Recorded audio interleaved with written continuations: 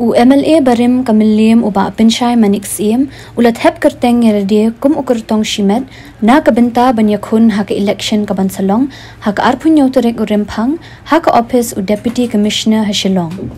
Laya sanran lang yi uba Syiem ubala long kum u MLA la laisien kinthi da ka khon jong u ka kong telina thank you ka badai ka dekhot Barim ka Khasi Hills Autonomous District Council. La ban kado boba Pynshai Manik un aireng persha yo MLA uba Hamletson Dotling but MDC uba Ronnie Wheeling do na Mylliem constituency. I, Pynshai Manik Syiem, having been nominated as a candidate to fill the seat in Meghalaya Legislative Assembly, do swear in the name of God that I will bear true faith and allegiance to the Constitution of India as by law established, and that I will uphold the sovereignty and integrity of India.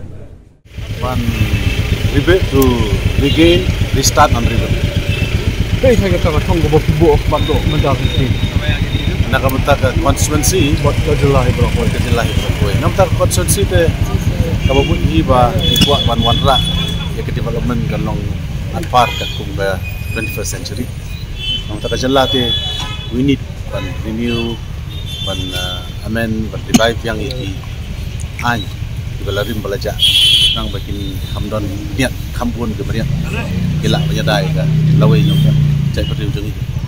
Kaya saya kata kedau kot program ni kira ibu kami pergi ke election kami tahu pertong sudah kami penuh ke seng supporter party. I want freedom of speech. Independent candidate have a freedom of speech. Nobody will have to say don't talk to this issue. Just keep your mouth shut on this particular issue. So I am independently, I can vouch for anything which affects the country. Aduh, Pak Nur, saya bisa menjemput bos job ini ke election. My past performance. Kalau kat tunggu kompet tu sungguh iba, inbon lagi kandidat ke banyak pun nanti nampak Mylliem konstitusi. Mut babon kita belak paul pa. Dia harus gondot hai penting kenapa kita baik bakin ai yang kerja kerjaan ni kumukil ai sistem tu belalai. Namarkin haban pek ulu beri wanang macam gol.